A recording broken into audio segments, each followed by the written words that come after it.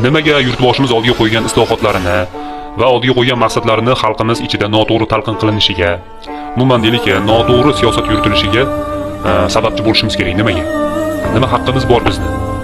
Aynan O'zbekistonni oldiga qo'ygan rejalari yo'lida to'g'anoqlik qilishga nima haqqimiz bor? Menda savol tug'iladi.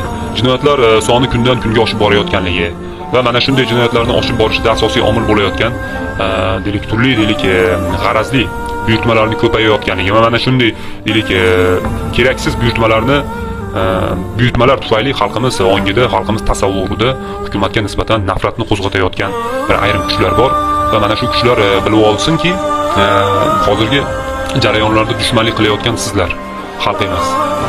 To'g'ri o'zini ishini to'g'ri yuritmayotgan, tizimli ishlamayotgan va oqibatida xalqdan qandaydir bir shaxslarni bir jinoyatchi qilib ko'rsatayotgan davlat xizmatchisi eshitib olsinki, yurtboshimizni oldiga qo'ygan maqsadlari yo'lida to'g'anoqlik qilishni to'xtatishinglar kerak. Va mana shu yo'lda sobit qadam bo'lib, tizimli ravishda ishlashga o'tish kerak. Qaysidir tashkilotga, qaysidir shaxslarga adovatimiz yo'q. Neytral inson sifatida va mana shu o'zimni oldimga qo'ygan maqsadlarim qorong'u savollarga javob topish. Qaysidir insonlarni bir bosimi ostida, qaysidir insonlarni buyurtmasiga yuradigan inson emasman. To'g'ri qabul qilasiz degan umiddaman va mana shu videoni ko'ring va xulosa chiqaring va ko'proq tarqalishida o'zingizni hissangizni qo'shing. Zotan shu shaxsga va mana shunday insonlarga yordamingiz tegsa.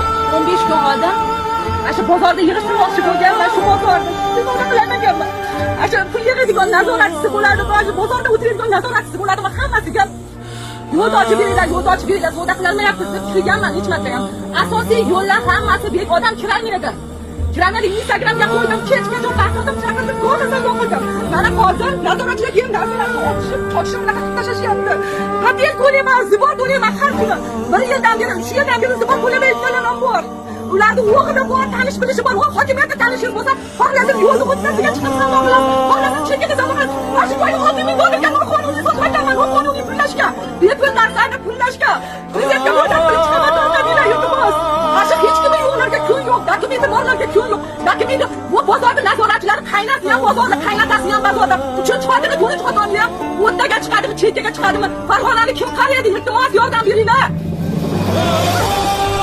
Maqsadimiz xalqimizga xizmat qilish va farovonlik yo'lida o'zimizni oldimizga qo'ygan missiyamizda faol ravishda yurtboshimizga va yurtboshimiz oldiga qo'ygan maqsadlar yo'lida o'zimizni safarbar qilish va noto'g'ri talqin qilinayotgan qorong'u savollarga javob topish. Kuzatib borishda davom eting.